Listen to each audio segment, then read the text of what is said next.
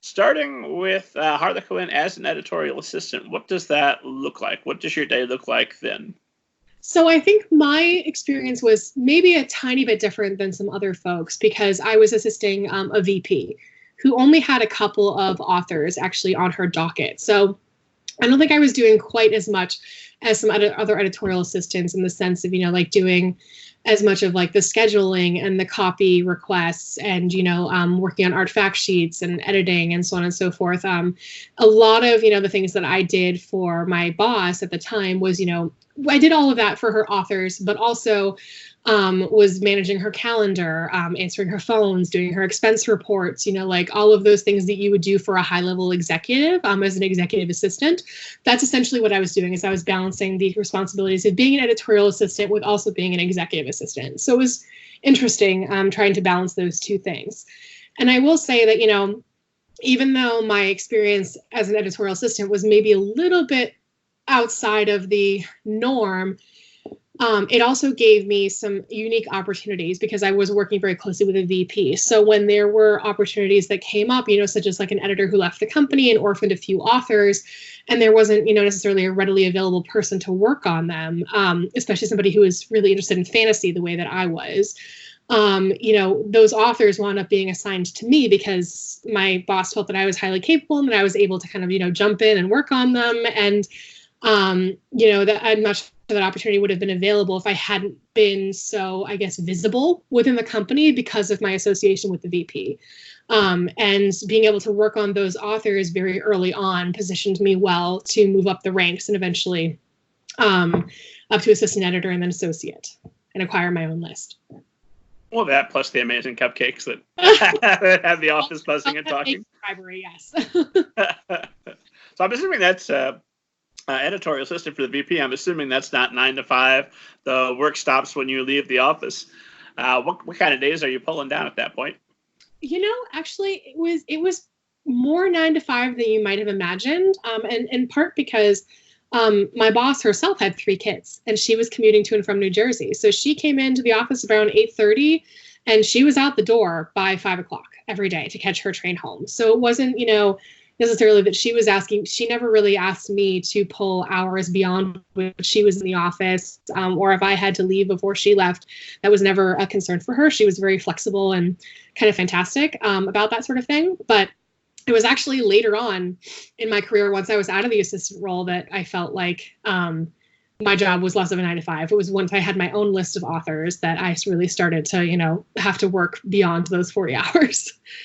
So, I mean, it was probably when I was an assistant editor is probably when it started, because I was still juggling the assistant work for the VP and also at the time for the editorial director of Harlequin Teen. That's the 2 people that I was assisting at that point when I became the assistant editor.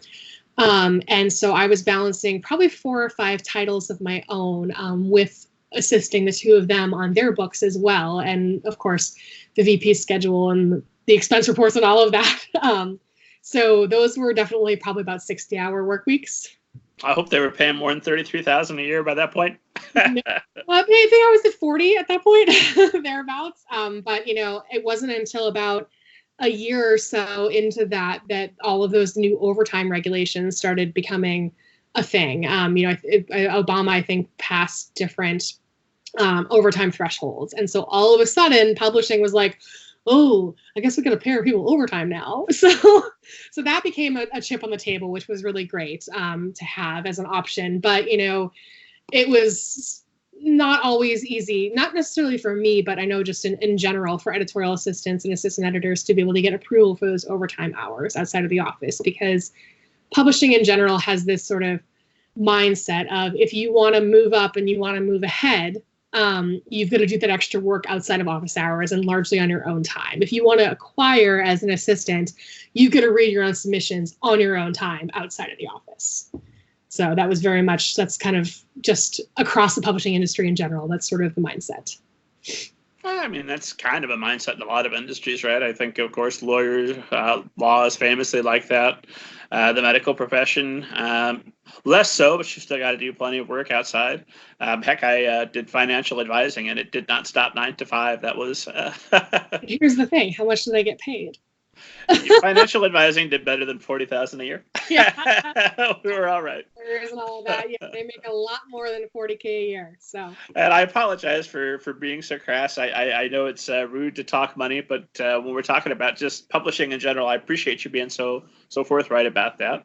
No, it's an issue in the industry that really I think desperately needs to be corrected, and it's definitely one of the reasons why I decided to launch my own business and to shift out of the normal traditional publishing path, because it's going to be more lucrative in the long run, and I think that a lot of editors are choosing a very similar path, and agents as well. It's just that the money isn't there in traditional publishing, and there's not much incentive to stay and kind of burn yourself out for what we get paid. I mean, isn't there like a package where once you become Grand High Pumbaa editor, whatever the title is, that then you get a golden parachute and unlimited retirement and all that kind of stuff?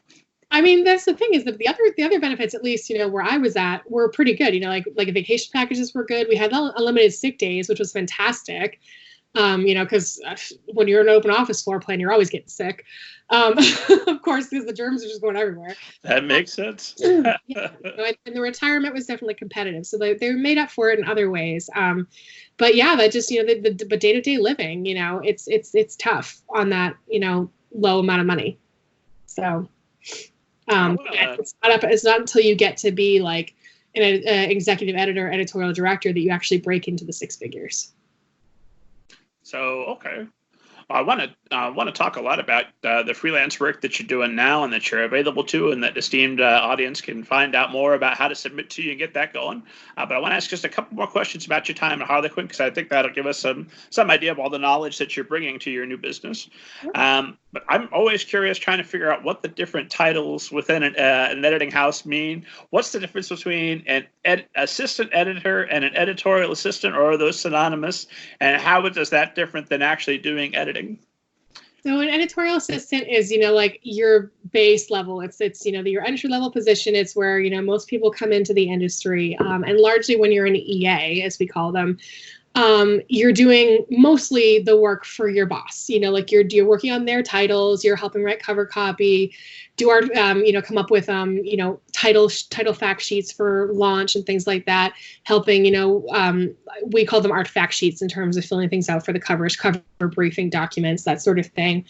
So doing a lot of, like kind of the detail work to free up your boss to do the actual editing. Although in some cases, like bosses will occasionally pass off an edit to their assistants to work on, if it's, a book that maybe there's some time for them to be able to like review it after the assistant has worked on it, or to use it as kind of a mentorship opportunity where they kind of co-edit and work on the book at the same time, so that the assistant gains some additional editorial knowledge. But largely it is just supporting your boss and freeing them up to be able to do the day-to-day editing. A lot of it's reading submissions, of course, like honing your eye in that regard. It's generally not, and so the next level up from that is assistant editor, or AE. And it's generally not until at least that point that you're allowed to start acquiring. And at most houses, I think it's not until the next level up, associate editor, that you're really allowed to start acquiring your own list. At some houses, associate editors are still actually doing a lot of admin and assistant work. I was not, fortunately, like that was not my experience. But I know that was fairly unique. So, okay. So if you're acquiring as an editorial assistant, is that just, I like this book, let's do it? Or is it, let's pass it up to the committee and get people to weigh in? Or yeah, it is definitely a process. I mean, so the way it worked at Harlequin was if I read a book and I really liked the submission and everything, I would bring it forward to my boss. If she got on board with it and really enjoyed it as well, we would then bring it forward to what we called the single title acquisition meeting. So that was a meeting with, the VP of the publishing group, a bunch of other editors, with our subrights division, our publicity division, with the marketing group as well. Our marketing group actually had a pretty major say in our acquisitions, because if they didn't feel like the book was saleable, or if they had enough of a hook to market it, it would be a no in terms of acquiring. So it's a very collaborative process with a lot of cooks in the kitchen, if you will, in terms of what they decided to acquire. So yeah, and if, you made it through the gauntlet and, everybody said, yeah, we love this book, we want you to buy it, we want you to acquire it, then it was the money question. How much are we going to pay for it? You know, like, we're going to give this like crazy 6-figure advance, which is pretty rare. Or are we going to pay like, you know, $15,000 to $20,000 advance for this debut author, which was much more the norm.